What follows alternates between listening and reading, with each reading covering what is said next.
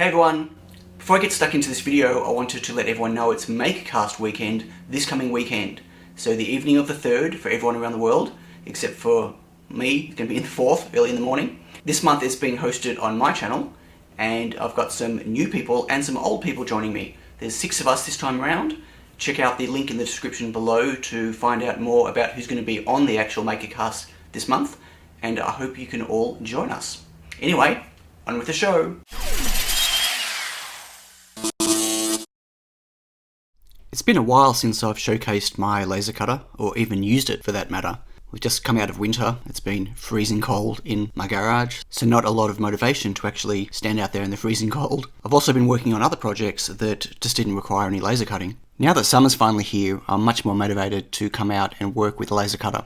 The CW5200 cooling unit I've got has been working great, but now that we're getting into summer and hotter weather, it's really going to get put through its paces. Hopefully it will hold up okay. The extraction fan setup is still working okay. I was always planning on trimming down the length of the hoses, but just haven't got around to it yet. I'm really excited to share that I have a copy of Lightburn that is now compatible with my laser cutter with the Top Wisdom controller. It's still an early beta, there are still some features that are missing and some bugs to sort out, but there are new updates coming out every couple of weeks, and it's all on my Mac again. There's no more PC, there's no more auto laser. I'm back with the features that I've been missing, and I could not be happier. So something that I'm finding interesting is I have not done any calibration since I plugged the laser cutter in, other than doing just a level test to work out what height I needed to set the bed. I haven't done any other tweaking or optimizations. The mirrors are still really well aligned, and the machine is running really well. I'm quite surprised, coming from the K40 where I had to tweak it almost every second or third time I turned it on. I really haven't done any type of maintenance work on the laser cutter at all, and it's just doing perfect cuts every time. So that's quite exciting.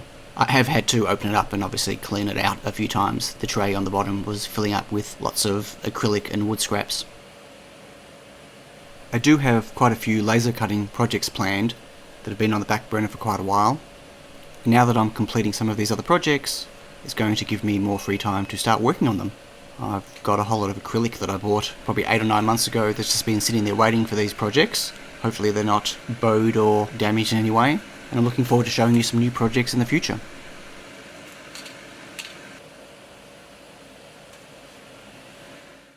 One of the features that I really sorely missed from Lightburn was the ability to manipulate the laser head from inside the software and place it around my graphics to try to work out where the graphics are going to fit inside any of the material I'm cutting on my laser bed.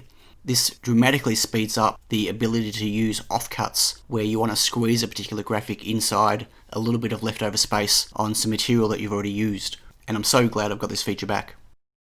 Unfortunately, there is an issue with the 80-watt laser that makes this feature a little bit painful, and that is the alignment of the red laser marker. The mounting of the guide is very loose, and no matter how much you tighten it, it doesn't actually stay tight. This is a common issue, and I believe some people have some third-party mounting solutions that I'm going to look into.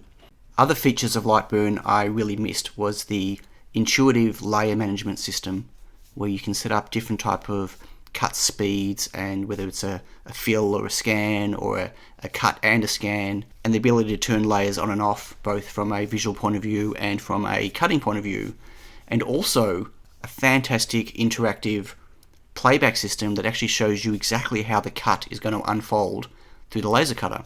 It shows you the paths, it shows you visual cues for how the scans are going to work, and all of the settings that you can change inside Lightburn to do with how the laser cutter cuts is previewed for you inside this window.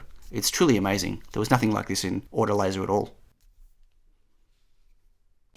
So this is what I was laser cutting. These are diffusers for my X7 segment displays.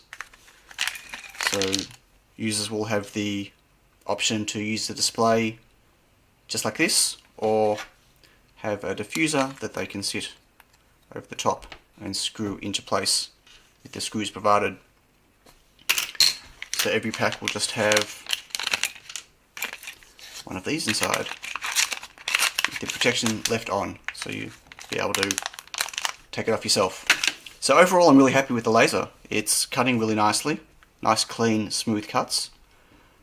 So I'm very glad that I got the 80-watt laser cutter, and I'm a much happier person now that I've got Lightburn. Even though it's in beta form, it's got a few features and bugs still to iron out, but there's no PC there anymore, there's a Mac and there's Lightburn, and I can transfer my files across much easier than before.